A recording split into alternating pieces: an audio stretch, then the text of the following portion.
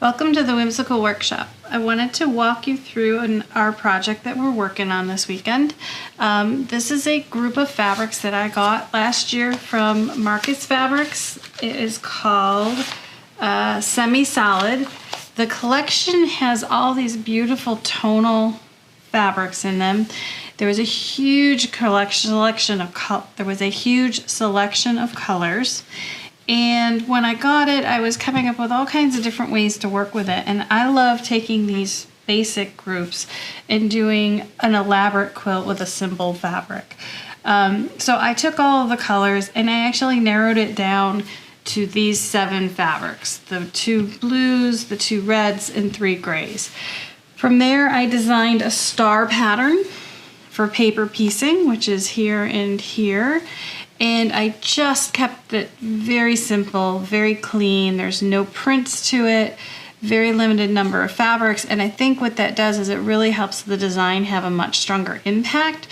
This would also look really cool done scrappier with just tonal rings. Each of these rings could be a different color family. But once I started designing it, I saw the star, I started thinking patriotic, and that's where Stars of Glory came from. This whole pattern is done paper pieced, which means that you need to have the paper templates. Those are included. We give you 1 full sheet of these templates, but you will need to then go make copies. For the blue block, you need 20 copies of each wedge. For the red block, you need 16 copies of each wedge. And once you have your copies, I recommend for this one to just use copy paper. You don't have to use special paper, foundation paper. This has worked fine for what we're doing. But you take your shapes, you cut them apart, and in the earlier version, I had the template number printed outside the template. We have now changed it so the template number is on the template. If you have one of the earlier versions of the patterns, make sure you write that number on. But it was very short time before we added those. We caught that fairly early. So you cut them out, and I like to cut them out about 1/4 inch outside the actual cut line. Then I take the papers and I crease them on the printed lines so that I have a guide. And for paper piecing, what you do is it's kind of a sewing backwards thing. Some people will love it and some people won't. If you've done paper piecing, you know what I'm talking about, but if you haven't, I recommend trying it because you may love this technique. So how it works is you put the printed paper down, you follow the instructions in the pattern to cut all of the rectangles that we have already measured the area to know that it'll fit. So this guy goes here. And then we need some pins. So I look, this is position 1, it's fabric G, it's 5 by 8, that's the red. Position 2 is fabric A, which is 3 by 8.5. So I crease the paper back for both of those spots.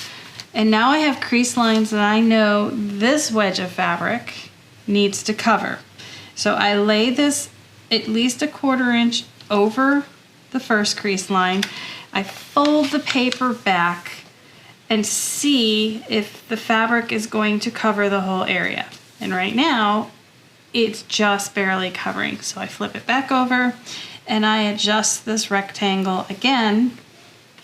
And you'll see just by turning it a little bit, we have all kinds of excess because it needs to go to here. So now that I know I have it correct on this side, I make sure that I have enough fabric on this side, and I pin the 2 pieces together through the paper, okay? Then I take this over to the sewing machine. I adjust my stitch length down to about 1 or 1.5. You want your stitch length smaller so that when you pull the paper off, you don't pull your stitches out. And I will stitch on that dotted line, which I've already done.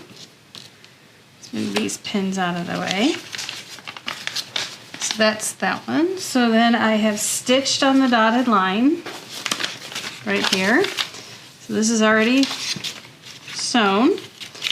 And then I take it over here and I flip the paper back, and you would have excess fabric. So if this is the same thing, and you'd sewn on that line, you would flip this line back, and you see all that excess fabric. So once you flip it back, you can use an add a quarter ruler. This is a great tool to have if you get into paper piecing. If you don't, you can also use a standard ruler, but the add a ruler has a little lip back here that catches the edge of the paper, and you just trim it up. So over here, this is what it was before. Trim it up, and then here it is after. So once you've done that, then you press this piece open, and you see it covers the whole area of that first triangle. So that's the first piece. Now we need to put the second piece on for the 1, 2, this is position 3, and that is fabric A 2.5 by 5. You flip this back, you crease it. And the one thing you need to know about paper piecing is though we give you a rectangle, sometimes the rectangle goes diagonally. So you can see here, if you do this, it will cover the area and it's on a diagonal. If you were to do this though, the other diagonal, it fits perfect. So, and again here, I'm looking here, and if you flip this open, there's no fabric there. So I actually need to shift this down, and that way there's fabric there and fabric there. And when I flip it open, there is fabric for both. So it can get fussy, the first position, the first piece, but you're gonna do 20 of these. So once you've got the first one in place, you can look at the second one and say, okay, it's about here. This is how the angle is. So you'll get fairly proficient fairly quickly at positioning the paper, but you always want to pay attention to this and to make sure there'll be fabric over here. So then I would take that one over to the machine, and I would sew that one in position, and I would do the same thing I did before. I would flip the paper back, trim my 1/4 inch, flip up the rectangle, and now I've got 3 pieces on here. So now we're ready for position 4, which is right here. And this is a fabric C 4.5 by 8.5 piece, which is this guy. And again, remember, if I lay this on like this back fabric back here, you're not worrying about this, you're worrying about that. You can see if I tuck that other one out of the way, it's gonna cut off there. You're not gonna get enough fabric. So you have to position it until you get it right. And in this case, it's across the diagonal. You flip this open, you can see you have all kinds of extra fabric there. It goes to here and it goes to there. So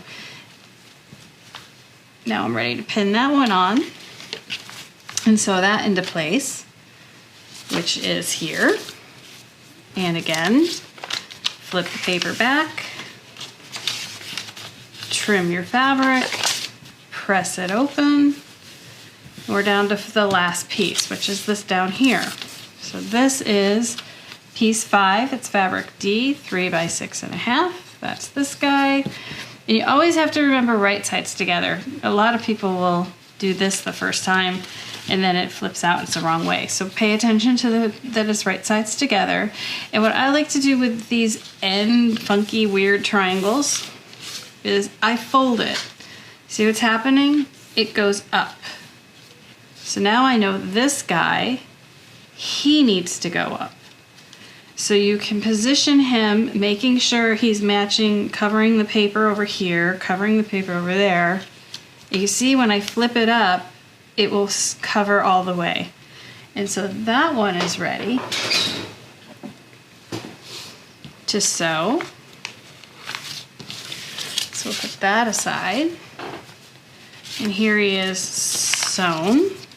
Again, flip your paper out, trim your 1/4 inch, press this guy over, and now you've got all your pieces on here. So your next step then is to trim off all your excess fabric. There are different rules of thumb at this point. Some people would say go ahead and sew on this whole dotted line to anchor the piece together. I would say if you do it, go 1/8 of an inch in, so that this dotted line doesn't show when you're actually piecing the quilt. I do not tend to do this basting stitch in here because I don't ever want a little thread to show through when I actually sew the block. So I just put this down. If you're worried about it flipping around on you, use a glue stick.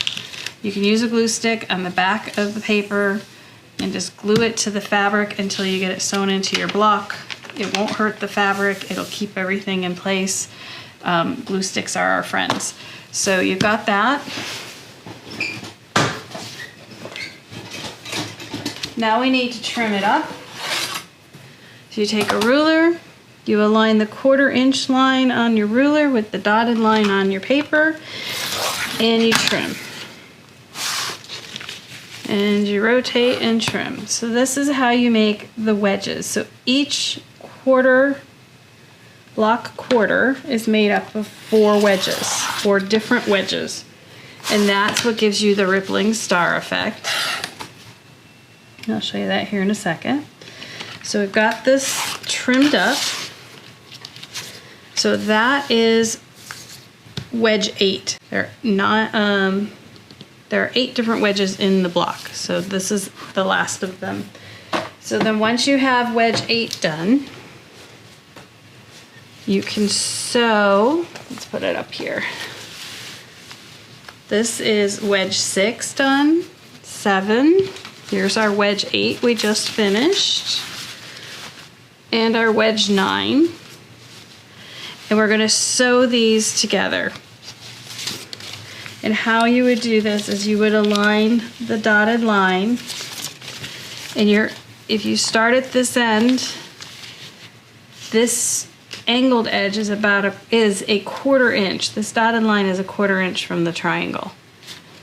It's right there. So I'll lay the ruler on there so you can see it. But the other thing you can do to make sure you're aligned correctly, and in this quilt I find it much easier to do, is you go ahead and you align the dark gray triangles and put a pin in the dark blue triangles down here, and you put a pin in.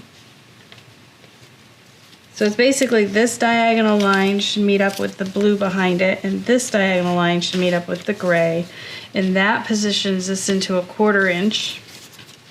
Put some pins in, go ahead and sew it, and you sew all of these half wedges, these together. So all of these get sewn, all of these get sewn. Then you sew this to this, and you trim your dog ears off as you go. So these are all the wedges for the second block. Once you've sewn them all together, this is what it looks like. So that's this is 6, 7, 8, and 9. So there's the second quadrant. So once those are sewn, we'll be ready to sew the blocks. But let's jump over to block 1 again so I can show you how it goes together. I find it easier at this point to pull the paper off versus sewing the entire star together, because every time you sew the star together, you're pinching paper between the seams, and it makes it harder to pull it out. So at this point, I trim the paper off. If you're a perfectionist and you really don't want to do that, leave the paper on. It's your quilt. I also trim off all my dog ears. Then I also have learned to press everything the same way. So all of these quadrants are pressed up. They could have gone that way. I chose to go this way. It doesn't matter. But you want to press them all up so that when you go ahead and sew this, they'll continue to go up, and you'll get a little flower in the middle. It makes it a little easier to flatten that center. So we would lay this out like this.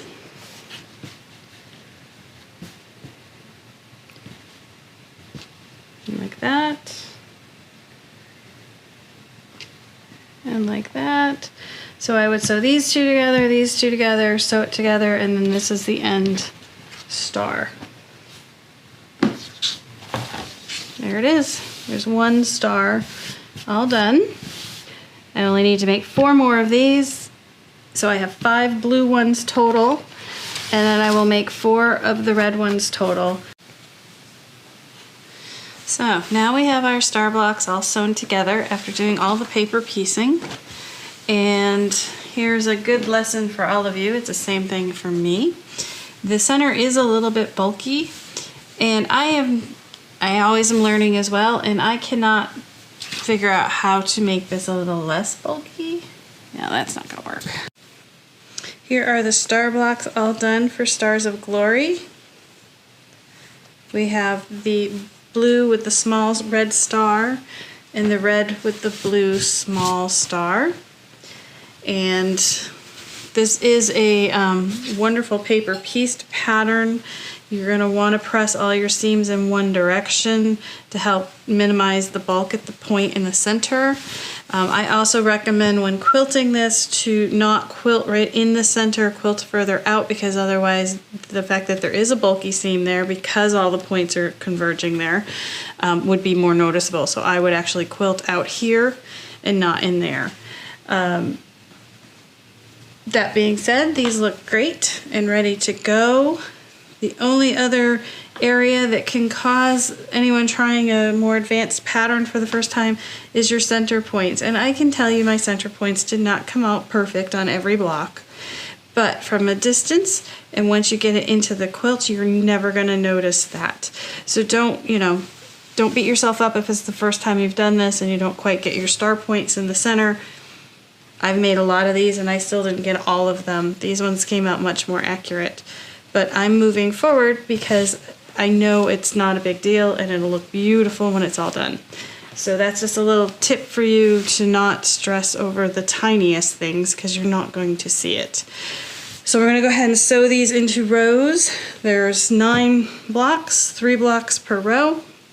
And then we will get the top together with the borders. Alright, so here is the first row sewn. And I want to talk a little bit about pressing this. If you take your papers off before you sew your whole block together, which is what I did, because I don't like pulling all the excess out of this.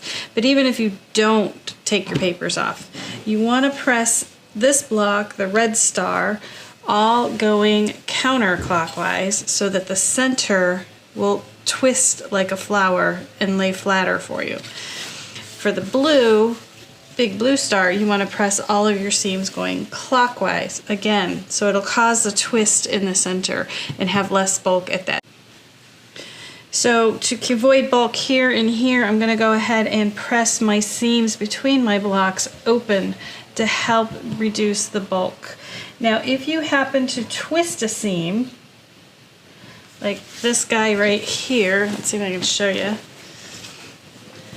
If you twist a seam so it's like it needs to lay this way, but you've sewn it so it only lays this way, you can take a pair of sharp scissors and snip the seam allowance up to your sewn line, close to one end, and then you can press this guy over, and that will help us, there's some paper stuck in there, that will help us also get a flatter block.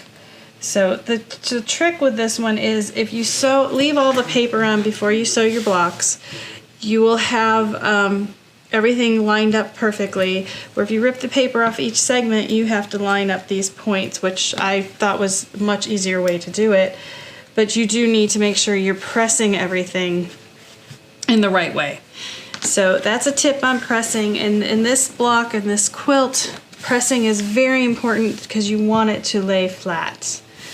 And there's a lot of seams converging here and up here. So you want to make sure that you make it easier for yourself to get the bulk out of the way. You can also trim away some of the excess, just don't trim up to your seam allowance. That will help reduce the bulk as well. So that's a little bit of tips on pressing this once you get your blocks together.